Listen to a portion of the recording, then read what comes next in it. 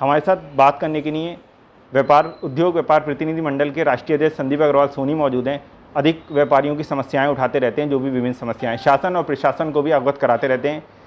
संदीप जी, सबसे पहला सवाल कि आपने कई बार व्यापारियों की समस्याएं उठाई हैं और शासन और प्रशासन को भी अवगत कराते रहते हैं। कोरोना कर्फ्यू में काफ़ी व्यापारी भी परेशान रहे, अपना व्यापार बंद रहा उनका, तो किस तरह से उनकी समस्याएं हैं और आपने किस तरह से उठाई?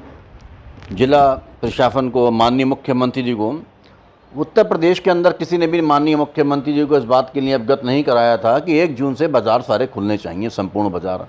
प्रदेश की अर्थव्यवस्था गिरती चली जा रही थी, लोगों के पास, व्यापारी समाज के पास रोजी रोटी समाप्त हो रही थी, बेरोजगारी बढ़ती चली जा रही थी। जो एक लेबर समाज का तबका है, जिस प्रकार से चाहे वो इलेक्ट्रीशियन हो, चाहे वेल्डर हो, चाहे कारपेंटर हो, प्लम्बर हो, जितने भी कारीगर थे सब बेरोजगार हो गए थे। इस बात को किसी मंत्री, किसी प्रदेश के विधायक, किसी कैबिनेट स्तर के मंत्री और किसी भी समाज सेवी ने नहीं उठाया। उद्योग व्यापार प्रतिनिधि मंडल की तरफ से हमने इस बात को उठाया और माननीय मुख्यमंत्री जी को बार बार इस बात के लिए अवगत कराया कि जल्दी से जल्दी बाज़ार खोले जाएं। और 1 जून के लिए हमने बार बार उनको लिखित में दिया कि 1 जून से संपूर्ण बाज़ार प्रदेश भर में खोले जाएँ, जिसकी पहल को करते हुए माननीय मुख्यमंत्री जी ने हमारी मांग को स्वीकार किया है और हमारी बात को उन्होंने सहमत करते हुए व्यापारी समाज को लाभ दिया है कि 1 जून से कुछ जनपदों के अंदर, जिनके अंदर केस कम हैं, उनको खोला जाए। इसके लिए माननीय मुख्यमंत्री योगी आदित्यनाथ जी के आभारी हैं कि माननीय मुख्यमंत्री जी कर्मठता के साथ कोरोना में जीवन की जहां बात पड़ती है तो आजीविका के लिए भी माननीय मुख्यमंत्री जी तैयार हैं। माननीय मुख्यमंत्री जी पुनः व्यापारी समाज की ओर से धन्यवाद के पात्र हैं। संदीप जी, इसके अलावा व्यापारी इस समय कोरोना काल में किस स्थिति से गुजर रहा है? इस वक्त व्यापारी समाज का काफ़ी शोषण हुआ, व्यापारियों के चालान भी कटे, व्यापारियों के साथ शोषण भी हुआ, व्यापारियों को गिरफ्तार भी किया गया। इन समस्त मामलों में हमने माननीय मुख्यमंत्री जी को और जिला प्रशासन को लगातार अवगत कराया है। और रामपुर प्रशासन का कहना है जो लोग कोरोना कर्फ्यू का उल्लंघन कर रहे थे, जो व्यापारी उल्लंघन कर रहे थे, हमने उस पर कार्रवाई की है। देखिए, उल्लंघन का सवाल नहीं है।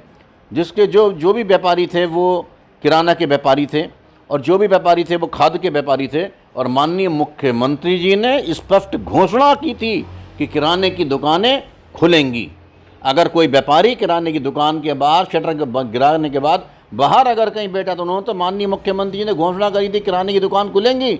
बल्कि हमारे यहाँ उसकी पलट हमारा व्यापारी इतना सम्मान कर रहा था माननीय मुख्यमंत्री जी के आर्डर का, जिला प्रशासन के आदेश का, कि शटर गिराकर नीचे शटर करके उसके बाहर खड़ा होकर काम कर रहा था। इससे ज़्यादा और सम्मान व्यापारी समाज, मुख्यमंत्री जी और जिला प्रशासन का जितना सम्मान किया, इससे ज़्यादा सम्मान समाज का कोई और तबका नहीं कर सकता। अब अनलॉक होने जा रहा है तो व्यापारियों से क्या अपील है आपकी और किस तरह की कोई आपने बातचीत की है? जिस प्रकार अनलॉक हो रहा है, हमारा सही व्यापारियों से ये साधारण अनुरोध है, कृपया अपनी मर्यादा में रहें, सैनिटाइज़र का इस्तेमाल करें, मास्क का इस्तेमाल करें, सोशल डिस्टेंसिंग का ख्याल रखें और साथ ही साथ ग्राहक भी अगर कोई बिना मास्क से आ रहा है तो उसको तुरंत रोक दें और अगर भीड़ लगने की महसूस करें तो तुरंत शटर गिरा दें, बाज़ार बंद कर दें करें। अच्छा संदीप जी, ये आपसे जानना चाहेंगे कि जिस तरह से एक तरफ तो कोरोना की मार लोग झेल रहे हैं तो दूसरी तरफ महंगाई की भी मार झेल रहे हैं। आप सरसों के तेल का देख लीजिए या पेट्रोल के दाम देख लीजिए, कहीं ना कहीं सोचना नहीं चाहिए सरकार को? देखिए, ये मामला केंद्र सरकार का मामला है। पेट्रोल और डीजल और रसोई गैस, ये तीनों केंद्र सरकार का मामला है। इसमें प्रधानमंत्री जी को बहुत ज़्यादा संजीदगी के साथ इस मामले को सोचना चाहिए कि पेट्रोल के दाम, डीजल के दाम और गैस सिलेंडर तीनों के दाम इतने अत्यधिक ज़्यादा क्यों बढ़ रहे हैं। क्योंकि जितने भी मंत्री हैं उन्हें किसी भी बात से कोई लेना देना नहीं है, उन्हें जनता की किसी परेशानी से कोई लेना देना नहीं है। इस मामले को अगर कोई संजीदगी के साथ गंभीरतापूर्वक कोई विचार कर सकता है तो वो हैं हमारे माननीय प्रधानमंत्री नरेंद्र मोदी जी। कैसे अंकुश लग सकता है इस पर? हम उसके अंतर्गत बहुत जल्दी ही उनको एक ज्ञापन प्रेषित करने जा रहे हैं, उनको भेजने जा रहे हैं और उन्हें इस बात के लिए माननीय प्रधानमंत्री जी को अवगत कराएंगे कि पेट्रोल डीजल के दाम और रसोई गैस सिलेंडर के दाम, जिससे आम जनजीवन प्रभावित है। और इन तीनों मामलों में केंद्र सरकार चाहे तो रेट गिरा भी सकती है और केंद्र सरकार चाहे तो इसके दुगने दाम भी कर सकती है। ये मामला पूरा केंद्र सरकार का है। केंद्र सरकार का कोई मंत्री जनता की परेशानी को देखने को तैयार नहीं। प्रदेश सरकार का कोई मंत्री, माननीय मुख्यमंत्री जी के अलावा कोई प्रदेश का मंत्री, कोई विधायक अगर जनता की परेशानी को देखने आया हो तो मुझे बता दें, मैं इस बात का गवाह हूँ।